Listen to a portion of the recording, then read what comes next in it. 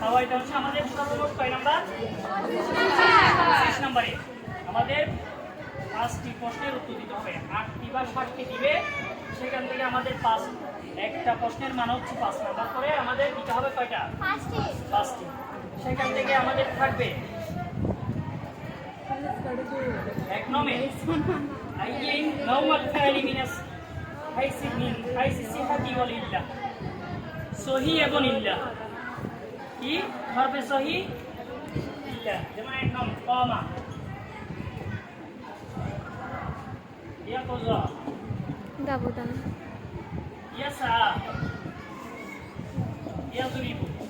তো আমরা জানি যে হরফে ইল্লাহ থাকলে এটা ইল্লাহ। আমরা জিন্স করছি না?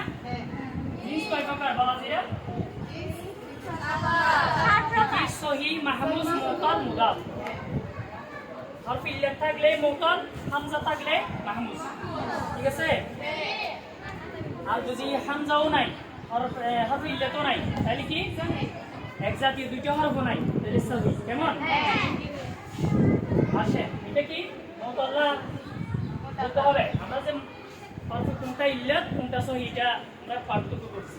এটা কি ইল্লাত, কি এটা কি ইল্লাত, এটা কি ইল্লাত। সায়া, সি, আইন, ইয়া, ইয়াদরিবু ইল্লাত না? এটা কি মুদাফ, আলামত মুদারে, দত রাবা, গরবন মাদ্দা, সহি না? আচ্ছা, গেল আমাদের প্রথম অপশন শেষ। এরপর 2 নম্বর প্রশ্ন আমাদের আসতে পারে, আমাদের সাজেশনে চাই আমরা ফাইলে মুজাররদ, ফাইলে মজুদি। 2 নম্বর কি? ফাইলে মুজাররদ, ফাইলে মজুদি। ফাইলে মুজাররদ, ফাইলে মজুদি। কি ফাইলে মুজাররদ, ফাইলে মজুদি। ফাইলে মুজাররদ মানে যার মূল হরফ কয়টা? আর মজুদি মানে যার মধ্যে জিত আছে, অতিরিক্ত আছে, এটাকে কি বলা হয়? মজিদ। মজিদ মানে হচ্ছে অতিরিক্ত, মুজাররদ মানে কি বিরল, কি হীন, অতিরিক্ত হীন, অর্থাৎ অতিরিক্ত নাই। যেমন আমি তোমাদের দিচ্ছি, আমাদের সাজেশনে ধরলো সদকা অথবা সদাকা। সদকা কি? সদাকা। সদাকা হইলে একবার, সদকা হইলে আরেকবার। দিলাম। এরপরে আছে খরাজা। খরাজা কি? খরাজা কোথা বলতে হবে? বাতারা, বাতারা, জলজলা। ঠিক আছে?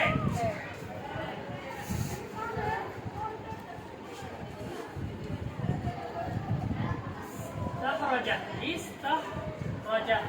বলেন তো সদকা এটা কি ফেলে মুজাররদ না মজিদি?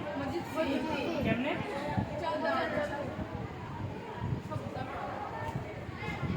সদকা, সদকা, খরাজা, বাতারা। কেমনে?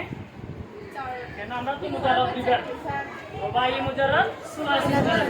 মুজাররদ তো আমরা দুই ধরনের লিখি, ঠিক আছে না? সুলাসি মুজাররদ, মুজাররদ। জলজালা, রুবাই মুজাররদ নেই কা? ইস্তাখরাজা, ইস্তাকবালা, ইস্তানসারা। হ্যাঁ, ইয়াশতানিবু এগুলো কি মজিদি, যেহেতু 3 এর অধিক।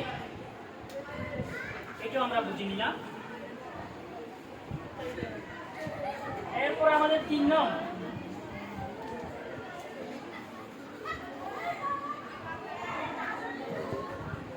বলা হলো আইয়িন নওয়াল জুমুই মা তাহাতাহা মিনাল জুমালিত তালিয়া। এই যে নিচের মধ্যে যে আল আরাবু, 3 নম্বর আল আরাবু, আন নাজিহুনা আন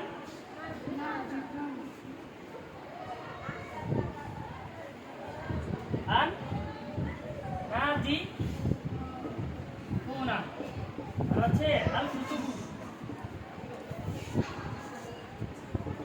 কুতুবু আমরা পড়ছি বেনায়ের দিক থেকে বৃত্তির দিক থেকে বৃত্তি যে বৃত্তির দিক থেকে ইসিম কয় প্রকার দুই প্রকার বলছি কয় প্রকার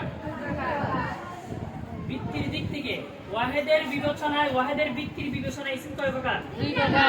হয়তো সালেম নয়তো মুকাফফার কি হয়তো সালেম সালেম মানে নিরাপদ যার ওয়াহেদের বানা ঠিক থাকে বহু বচনে এসো আর মুকাসসর মানে যার ওয়াহেদের বানা জমা অর্থাৎ বহু বচনে এসে কি হয়ে যায় পরিবর্তন হয়ে যায় তাকে কি বলে এখন আসেন আলা রাবু এটা কি মুকাসসরে পড়ছে না সালেমে পড়ছে মুকাসসর যেহেতু এর এক বচন কি আরাবুন তাহলে আরাবুনের ক্ষেত্রে শুরুতে একটা হামজা এসে গেছে আবার একটা আলিফ আসছে এই কারণে এটা ওয়াহেদের বানা ঠিক আছে যে ওয়াহেদের একটা স্ট্রাকচার আছে কাঠামো স্টেপ বাই স্টেপ যে ধারাবাহিক যে সেটিং হরফে হ্যাঁ বইয়ের এগুলো সেটিং ঠিক না এই জন্য এটা কি মুকাসসর কি মুকাসসর বুঝলাম এরপরে আর নাজিহুনা এটার ওয়াহেদ কি নাজিহুন না নাজিহুন আচ্ছা এটা কি মুকাসসর না সালেম বুঝে শুনতে কইবেন আলিফ লামতে ধরাই যাচ্ছে না এটা ইসিমের বা মসদরের আগে আলিফ লামটাকে ইসিমের আগে আলিফ লামটাকে কে বাদ দেন নাজিহুনা নাজিহুনা এটা সালেম যেহেতু এই যে নাজিহুনের এক বচন কি না নাজিহুন মুআলিফের পরে জিম এর পরে হা এরপরে বহুবচন বোঝানোর জন্য কি যোগ হয়েছে ওয়া নুন তাহলে এটা সালেম হইল না এরপর আল কুতুবু এর এক বচন কি কিতাবুন আমার আলিফ লাম লাগছে না এটা ইসিমের কুতুবুন কিতাবুন কুতুবু এটা সালেম না মুকাসসর কেমনে সালেম হয় এতে কাফ এরপরে তালিফ এরপরে বা এখানে তো কাফ তা বা ওয়াহেদের বানা ঠিক আছে এগুলো রইল বুঝে সুঝে কথা দিবেন কোথায় কিতাবুন কোথায় কুতুবুন ওয়াহেদের বানা তো ঠিক নেই ঠিক না এই কারণে এটাও মুকাসসর ঠিকই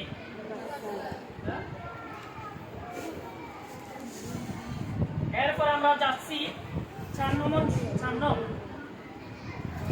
আমাদের খাওয়াই দশাই আচ্ছা গেল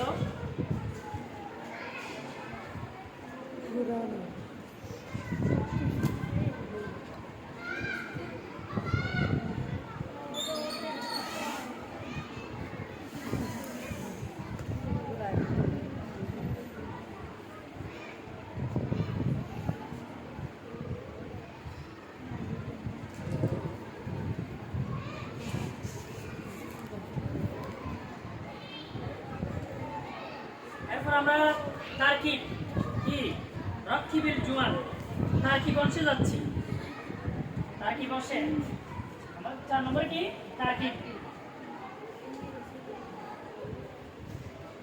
আল্লাহু ওয়াহিদ